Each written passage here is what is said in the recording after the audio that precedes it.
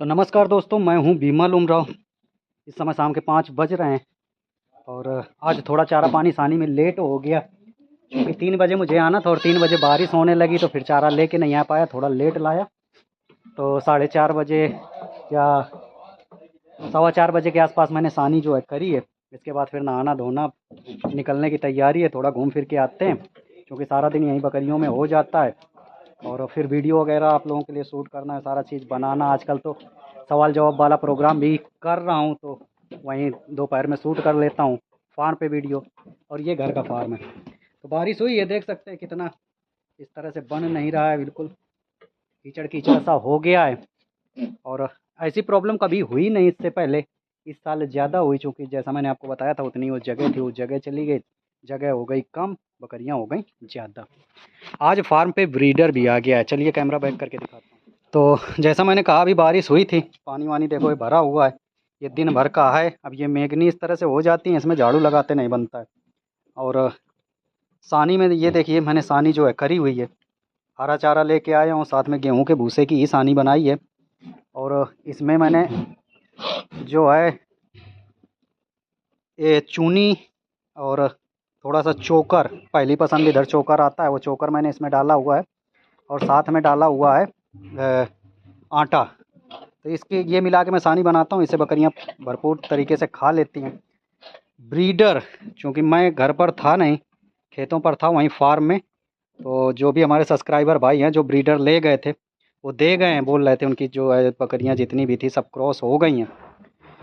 तो ये देखिए आ गया है, इन्हीं के साथ चारा खा रहा है। तो हफ्ते खांड थोड़ा सा बाहर रहा है, बड़ा शांति शांति से चारा खा रहा है। बाकी सभी जानवर देख सकते हैं कितनी तेज़ी के साथ खा रहे हैं।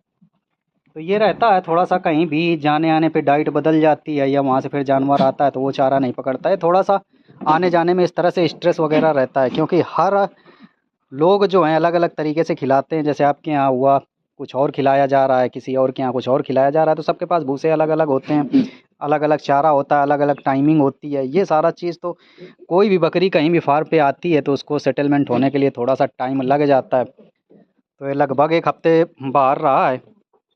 और ये सब देसी बकरियां हैं, बहुत सारे भाइयों का रहता है देसी बकरी, विमल भाई देसी बकरी पाल रखे हो। देसी बकरियों में देखो सबसे बड़ा बेनिफिट क्या है, मीट पर्पज़, यहाँ पे मार्केट है, मीट पर्पज़ बिक जाता है।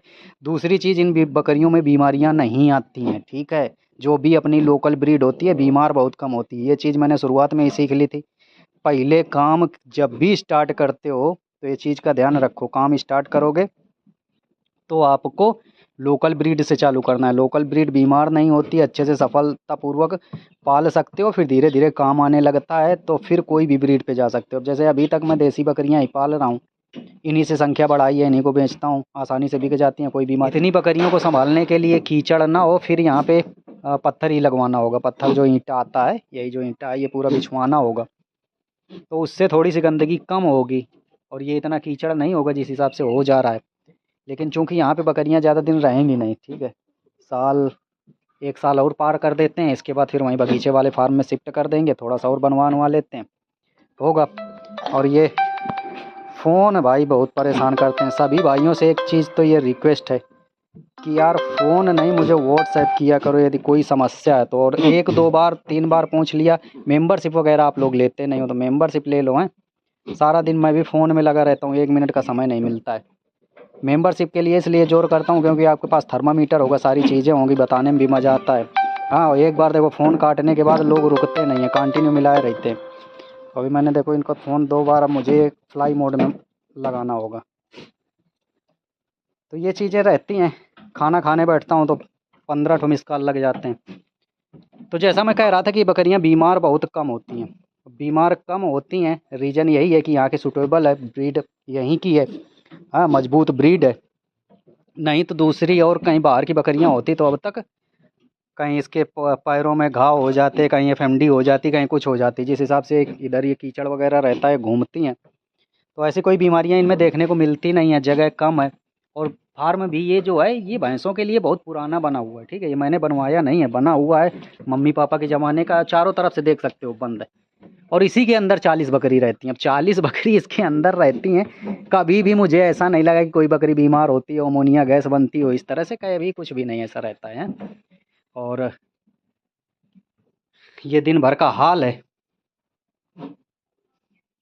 इधर भूसा जो है नहा धो के निकलते हैं, थोड़ा मार्केट की तरफ जाएंगे, घूम फिर के आते हैं।